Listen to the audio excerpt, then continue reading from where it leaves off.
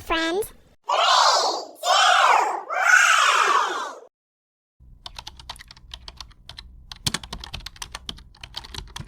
Hi, Doru here. Humans can have contact with avian flu virus when a person touches a surface with virus on it, then touch their eyes, nose or mouth. The virus can also be inhaled from droplets or dust in the air. The spread of avian virus from one infected person to another is very rare. The risk of contracting bird flu from eating beef, poultry and eggs is also very low due to the USDA's inspection process.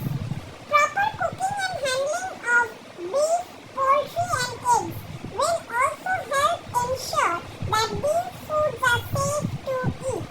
Only remember, when you cook chicken and eggs, make sure the internal temperature is 165 degrees Fahrenheit, as this can kill bacteria, viruses, including bird flu viruses.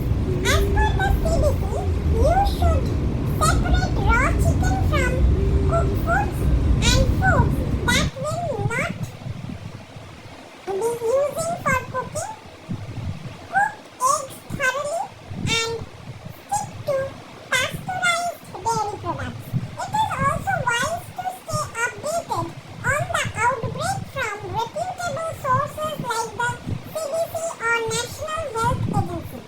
Remember, the risk of getting bird flu from eggs and milk is extremely low, but it's deadly to birds and can easily affect humans and other animals that come in contact with a carrier waterfowl such as wild ducks, which are thought to be primary host for all bird flu subtypes.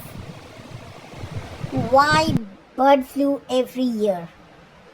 What is our role to control?